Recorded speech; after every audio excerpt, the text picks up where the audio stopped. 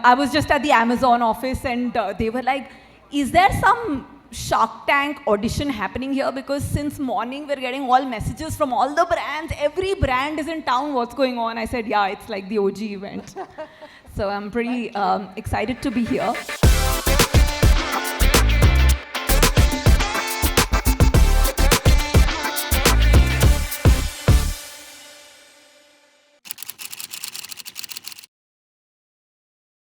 You know, when the focus is towards building a profitable business, but particularly both of you, how are you doing it? You know, how are you going brick by brick in terms of building sugar and making sure that you're able to get it right? Kaushik and I run marathons, and you know, there's this race. I just want to give a parallel to that called Comrades Ultra Marathon, where it's an 89-kilometer run and you have to complete it within 12 hours. But at every 10-kilometer odd mark, there's a cutoff. So if you don't do 10 in a certain time, 20 in a certain time, 50, 60, 70, you get pulled off the track because they don't want like a ton of people reaching between like 12 and 16 hours and not getting a medal and feeling disappointed. So they keep, there's a sweeper bus that keeps picking up people on the way who don't make it. And I remember when we used to do that run, you know, you were always, there was this race against time, just like entrepreneurs feel it, right? Like race against the runway. And I remember that feeling, you know, you have like the next mark cutoff coming and you're just really trying hard to make it. And one of the mistakes that we do in that race against time was get panic and sometimes, you know, run up a hill. It's like a hilly course where ideally you should walk up the hill or run slower up the hill, faster down the hill. But in that state of panic, just to make time, you do make stupid mistakes like running up a hill. And that could derail your entire race because a marathon, just like a business, is really about pacing yourself, fueling yourself, knowing when it's the right time to really push the pedal and when is it's important to slow down. All of those measures to start behaving like a sustainable, profitable business. And I think with patience, just like businesses are built, I think profitability also comes with doing the right things by the business and not just suddenly stopping your marketing to get profitable. Inalienable truths are all businesses exist to make profit, and the entrepreneur's most important job is to stay afloat, to survive. So I think it is important. But the other thing that I've realized also is that, you know, structural gross margin percentages and structural performance marketing percentages don't move too much over the years. You know, you can talk about some of the influencer marketing spend and television spend and fixed costs, saying this is my operating leverage, that as I scale, it makes sense because, you know, these costs as a percentage will go down. But what we realized is over a period of time, you can't change your fundamental gross margins and performance marketing costs. So ideally, if you're already at a performance marketing cost of 10 to 15% of revenue, good gross margin, 5 to 6% more than the publicly traded companies, then that's a great place to be. And finally, my last piece of advice is VCs change the tune they sing every 3 years. All investors, including angel investors, do that. Every 3 years, मौसम का रुख बदल जाता है, and what matters changes. So make your own strategy based on what works for your category. Don't keep swinging between growth and profitability based on the tune that the investors are singing, because at the end of the day, there is no guarantee that the next round will come through, and basically the only people you really have having your back are your customers. No, I think that's very well said. And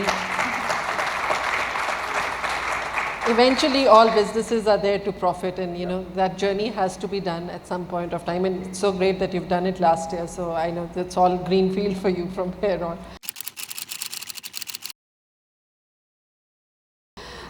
Kaushik, you know, given the fact that you've been growing in double digits as an organization and as a profitable organization at that, and you know, already a precedent has been set by e-commerce companies and by D2C brand Mamaearth to go on the bourses. So is it on the charts for you also to go the IPO way in this year or maybe the next?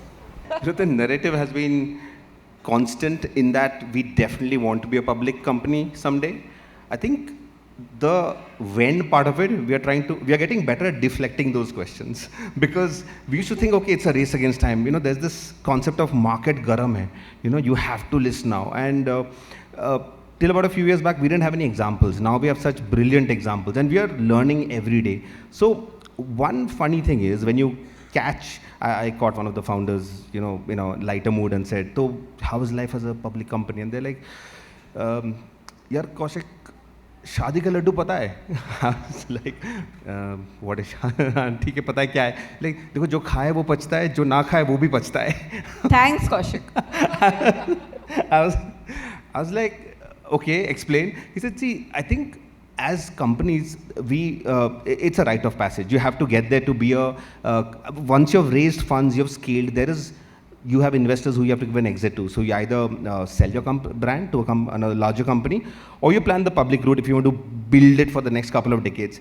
Now, I don't think anybody in our cohort, the young D2C companies, were ready for the amount of intense scrutiny that happens once you go public. Many advantages. You start being compared to behemoths, debt becomes cheaper, talent is more willing to join you. So massive, multiple examples, advantages. The tricky part there is that, what is the one thing that you need to master to go public? And I had actually asked him the question and it said predictability. I was like, wow. Startup dunya mein, you've said predictability, which is like exactly the antithesis of it. He said, yeah, see, once you're a public company, then you look at all the results, there are many metrics that are shared, but usually there are just two metrics that are talked about in the headlines, the PAT and the operating revenues. So you don't need to be very aggressive, but whatever guidance you give to the market, you need to be able to play around in that range. How do you do that? You do that when you have built enough levers driving your revenue so that you can monitor them on a real-time basis and see, okay, if this is going slow, then I can tweak this part up. If this is going fast, I can bring this down. And that is a math of a different level. And the more we look at these companies, it's such great learning for us and so many of the others who are building that, okay, this is how you need to be. I know for a while we were like, Achha, we need to be profitable. And the day we went to our board and said, hey, we are profitable, one of my board members actually said, okay, now be predictable profitable. and so I think it's a rite of passage. And see, about a decade back, people didn't know if brands could be built in India without television. And when there were brands that were initially getting traction, there were a lot of people who said, look, this won't last. And there are like dozens of companies who have crossed the 100 crore mark to prove that we can build brands. Now the questions change. The question is, okay, but is this real? And I think it's a very fair question, wherein now we start acting like a mature company. And, just like after 10th, somebody says bus 12th. And after 12th, somebody says bus engineering. So once you become profitable, people ask, okay, are you predictable profitable? And once you become predictable profitable, they'll ask market share kitna hai. So it's a rite of passage. But to your question, we will be a public company someday. I think we are very, very clear about that. I don't think we are rushed right now. There's just a lot of work to do, and we want to be in front of the market at our bulletproof best, and there's still some way to go before that. Is growing international on the charts for both for sugar at some point? Okay, I'll take this because I've looked at that. See, for us, the why is very important. We've looked at international markets very, very closely. And in fact, we have some business in the Middle East, some in Russia. And every time we get inbound interest or we meet someone or we explore other markets, the brand business, you can be a distributor and you can pass on your brand with some margins to somebody who's obviously has to run a P&L. So they will not invest in building the brand in a foreign market, and it's expensive to build a brand in a foreign market. So we've always said, look, there's a lot to win and build in India. India's, if not the fastest growing market in the world, it's one of the fastest growing beauty markets in the world. All the actions happening over here. So we don't want to move our eye off the ball. This is where the action is. Next 10 years, there's a lot to build over here. And the day we build a very strong, profitable P&L, there'll be enough bottom line to invest in building a brand. Because we don't want to trade in international markets, we want to build a brand in international markets. Today, if you ask me 2040, do you see sugar in the US, Europe? 100% we see over there. But we're not rushed about it. Yeah, and the why is the right question, because we spent a lot of time getting the product right for the Indian weather conditions and skin tones. Every market that we go to, we need to create that why for that market before just investing in it heavily. For a D2C brand, the why of omni-channel is very important. Why did you do stores in the first place? So we've been very strong believers of omni-channel. When we were doing 200 crore net revenue, 50% of our business was offline. When we were doing 500 crore net revenue, also 50% of our business was offline. Both have grown together in the journey. And when we started Sugar in 2015, in those early years, it was hard to go beyond 100 crore online. Now, of course, you see brands talking about 500 crore ARR online, and the market has, after 2020, really exploded. But because we started on that journey before that tipping point really came around, we knew omni-channel will be a really important part of our journey, especially because the same consumer education that we were doing on social media, we were able to replicate that in stores. And the trials would happen in our stores, and then eventually replenishment would happen on e-commerce. And that model for us has been working beautifully. In India, there is a 70% consumption actually happens in general trade, another 10-15% happens in the likes of DMart, Reliance. And especially for brands which sit at a sub 200 rupee price point, the food brands, a lot of, healthy snacking companies, a lot of, more affordable cosmetics brands. I think general trade is a great option. It's a super profitable business for us as well. So I think the why of omni-channel is very important, because if you get the channel right, which means, and general trade is a channel where you can't go too early. You can't. You can start your own store any day. But once you have awareness that is built over a period of time, and people outside of the hardcore social media users and e-commerce shoppers are aware of you, I think general trade scales really fast in India. You can build it profitably, and I think it has phenomenal operating leverage. By that, what I mean is you don't have to keep paying CAC. Once you break even at a city level, distributor level, store level, then beyond that, you're going to keep making more contribution margin from that city distributor store. Unlike online, where you're fighting against an algorithm, which will always beat you, because the algorithm will figure out a way to keep increasing your CAC. But here, there is no CAC. I mean, there is in the initial days, but once you break even, then you have a lot more operating leverage. I think in India, even Gen Z and then Gen Alpha consumers will be pure online consumers.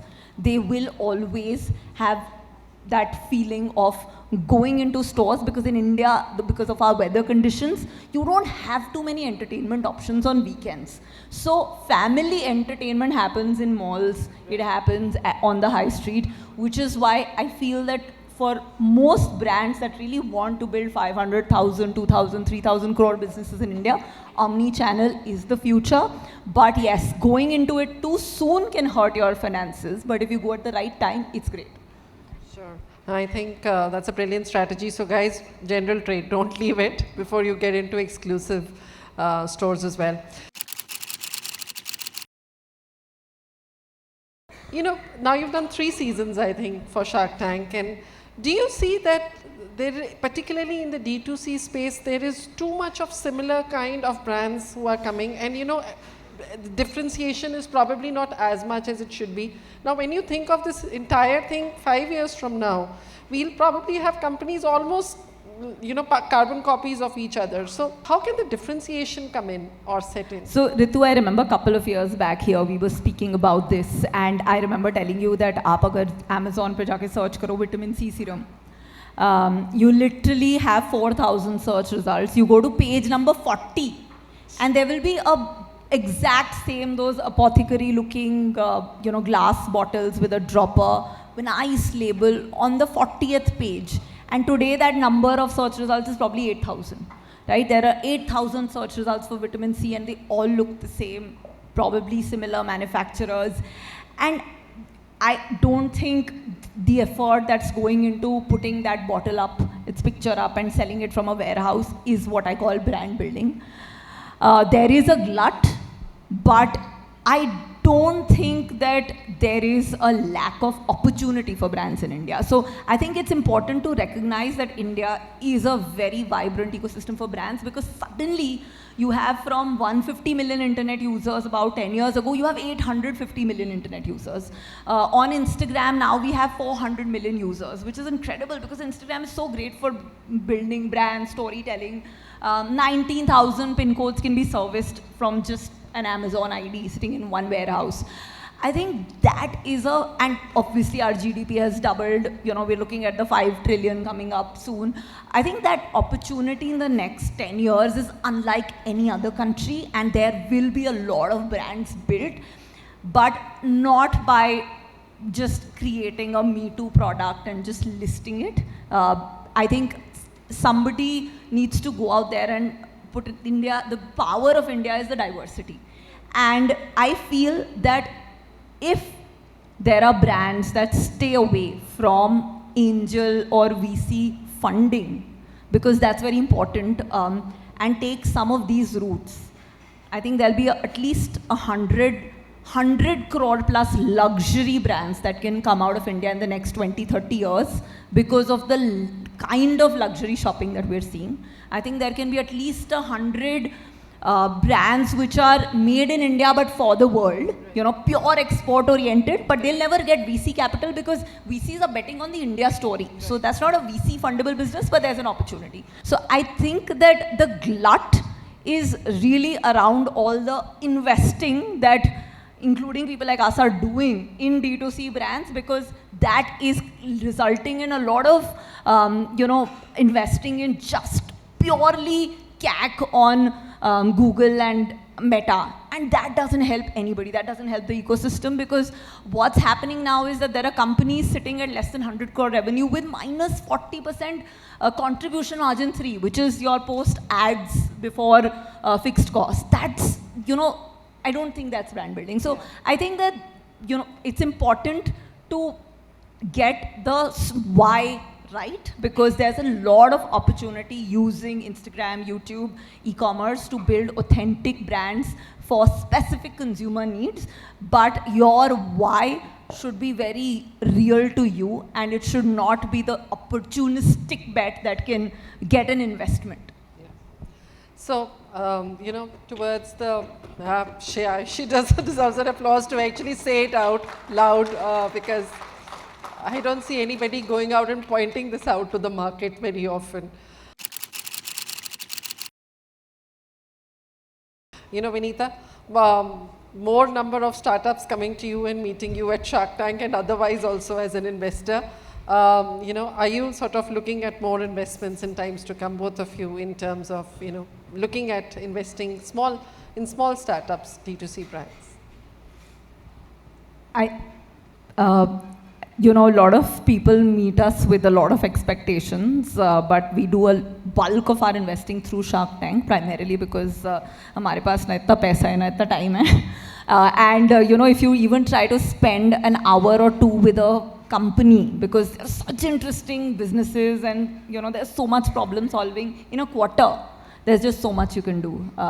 So I think our experience in this journey, and Sugar is actually next year going to complete 10 years, and is that good things take time, love and patience, especially good brands.